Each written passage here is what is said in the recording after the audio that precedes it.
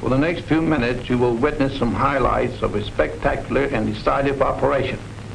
A few brief flashes on the screen will bring you the end product of years of training and planning and construction. The aircraft you will see took decades to develop. The men who jumped from them had to become experts in a matter of months, and they did. The operation was a great success. It saved thousands of American lives that might have been lost in bloody frontal assaults. But as you will see, we had to pay the cost of those saved lives in broken gliders, parachute silk, aviation gas, and 1,000 other items of supply and equipment. This is not a war that can be won by dollars and cents alone, but neither can it be won without dollars and cents. The money for gliders and parachutes, yes, and for bandages, come partly out of the war bonds you buy.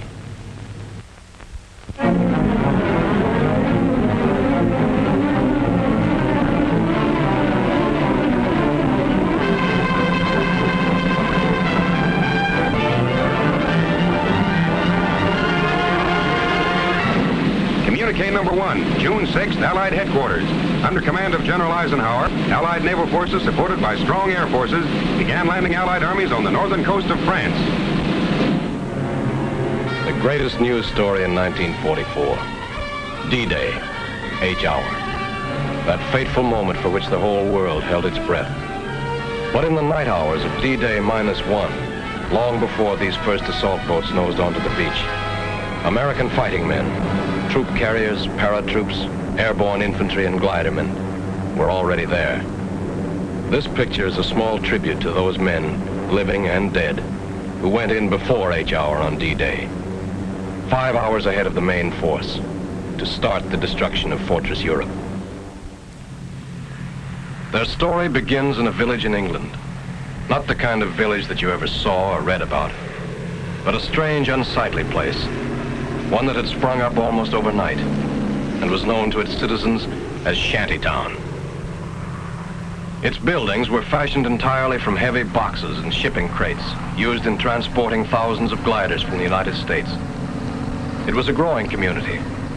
Every time a glider moved out of its crate, there were impatient tenants waiting to move in and set up housekeeping. Or perhaps a business establishment. And everyone in town was there for one purpose, for the day when they would join forces with the British to make the big jump. The jump that would carry them not only across the English Channel, but across an almost solid wall of steel and iron and guns and ruthless, determined men, trained for generations in the art of death and destruction. But impregnable as these defenses appeared, we had a plan to surmount them. The wall of fortifications stretched along the entire coast of Europe. Part of the plan called for our air forces to carry an army of paratroops and airborne infantry over this wall. The chiefs of staff wanted them dropped deep in German-held territory to establish defense areas and block the movement of the enemy reserves. Then they decided. The invasion spearhead was to strike in Normandy. Immediately, troops began to be dispatched to special takeoff points all over England, where they would stand by until the final word was given. Heroes in the making rode the highways of England that day. Busloads of them. As to how they felt riding into their first real battle, well, we'll let one of them tell you. It was just another ride at first, taking us somewheres for another training hop, maybe. After 18 months of training, you get so you don't expect anything else. At least that's the way we paratroops figured, and I guess the glider guys felt pretty much the same. But we found out different. They took us to a sealed airport where nobody was allowed in and none of us allowed out.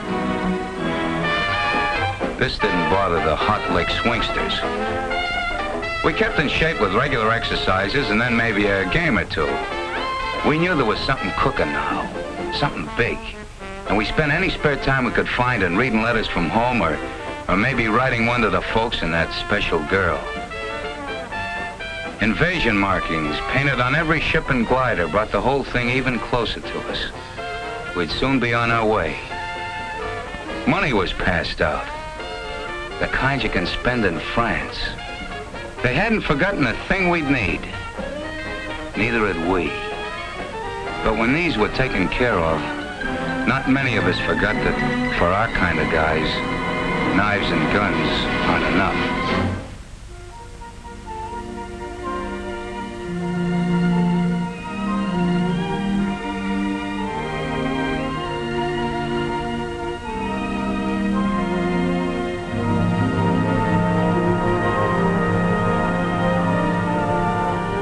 Now we were really ready.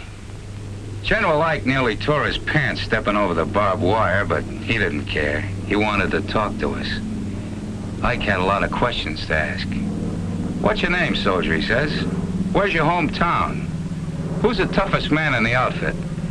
We told him we'd give him the answer to that last one when we got back. He inspected a few of the boys who really have to be tough. The Pathfinders. They go in ahead of all of us and plant signal markers so we can find a way. They live on a steady diet of danger. When Ike got through with us, we were all keyed up, raring to go. And then it was time.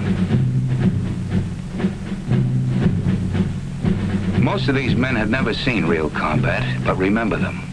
Look at their faces. They've seen plenty of action since. They're the boys of the 82nd and 101st Airborne Divisions. The men who faced von Rundstedt in Belgium, stopped them cold at Bastogne and Stavelot.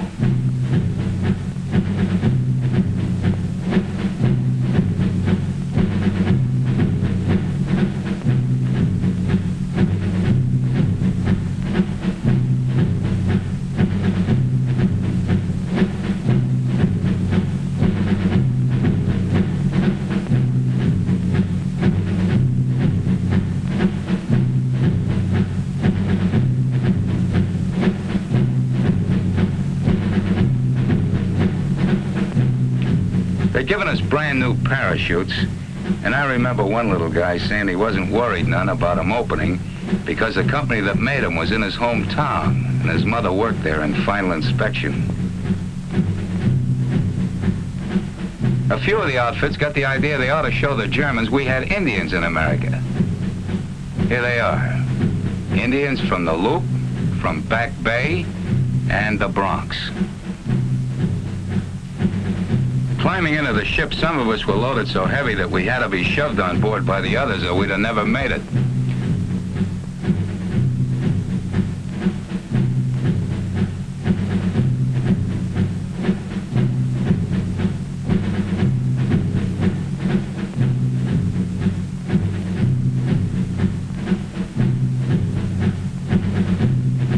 The loading went on into the night.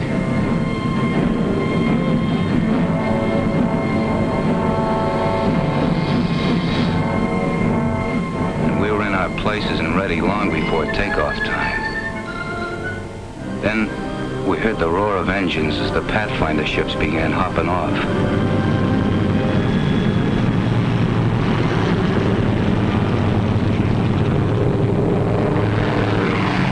We knew we'd be following soon after. That takeoff was something I'll never forget. Sure, we'd all made a lot of training hops, but this was different. Like the first time you ride a bicycle, only with a whole lot farther to fall if anything goes wrong. Nothing did, though. Not with those troop carrier guys at the controls. Talk about making trains run on time. You could have really set your watch by the split-second way those guys took us off. They took those ships off the ground like it was just another practice run. For them, I guess it was. After all, they were going to have to fly it again and again, all night and the next day. Only under fire. And that's no fun when you figure that these C-47s haven't any armor, no guns, and have to fly low over the dropping zones, straight as on a bombing run. After we hit the channel and started across, every light went out.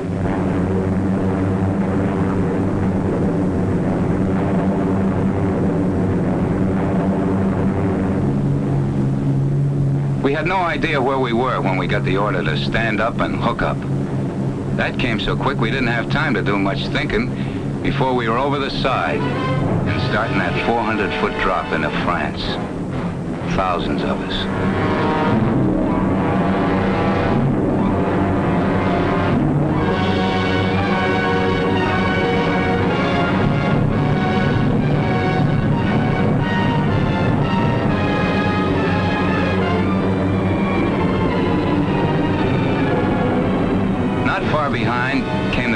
bunch of gliders. It seemed forever before they hit the ground. They were like clay pigeons for the German snipers. The glider pilots really had their hands full bringing those babies down in the dark that way. There were darn few signal lights to help them find their way. The Germans had caught a gun with crossfire almost from the minute they'd set down. They had to do their work lying flat on the ground. But those gliders got down. And the troops and guns inside them got into the fight. The pilots fighting right along with them. I guess we did plenty of damage that night. Yes, they did plenty of damage. Blocking road junctions, knocking out bridges, capturing fields for airstrips, and all the while, out in the channel behind them, Navy guns kept slamming away at the beaches, softening things up for the big push that would begin at dawn, clearing the way for the biggest invasion in history, the greatest movement of men and supplies.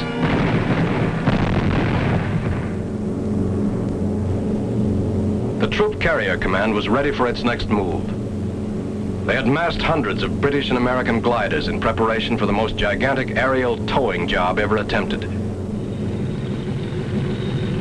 Each held a full cargo of jeeps and guns, and the fighting men to use them.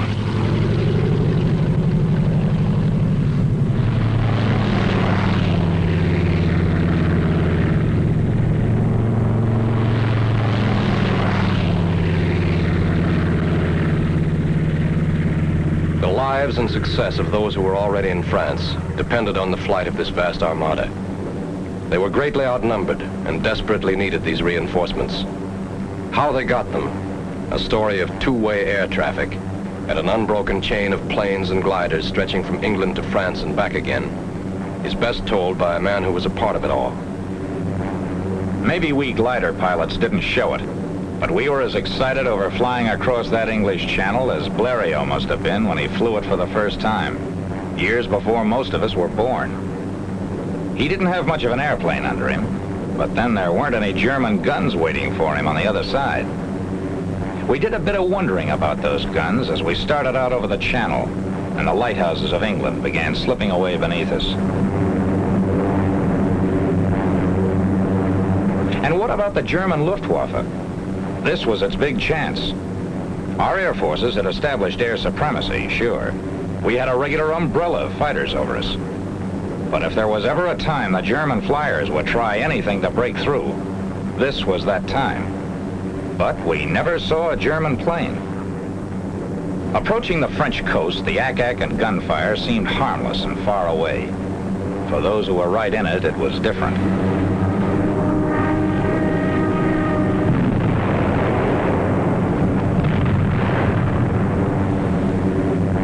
It gave us a feeling of pride to be a part of it all. Looking down at those men on the beaches of Normandy. We felt a little guilty, too, sitting up over them, not even getting our feet wet.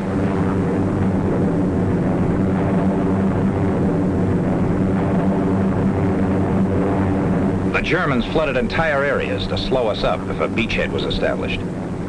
We kept watching for those who had gone in during the night, but we only saw their parachutes. There was no sign of them.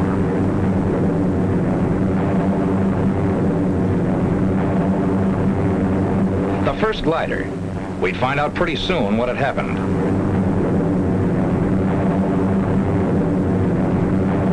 Cut loose. Roger. So long.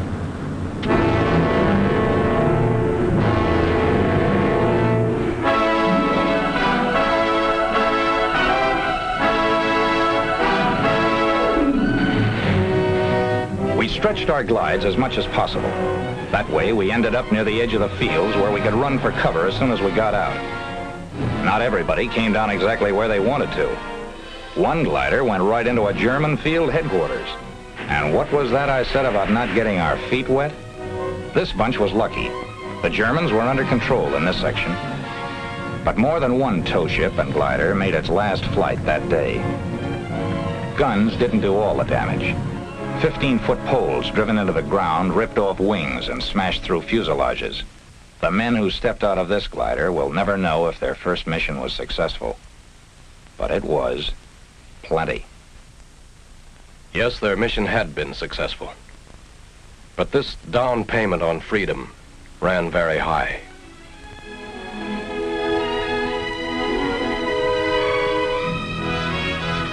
These broken wings served the highest purpose. They carried an army into Normandy. An army which spearheaded the Allied invasion, carried the fight for freedom right to the front door of those who had challenged it. A ring of steel and iron and guns and determined free men was closing in. Months and miles of battle lay ahead, but D-Day -1 was the beginning. Okay, troop carrier, where do we go from here?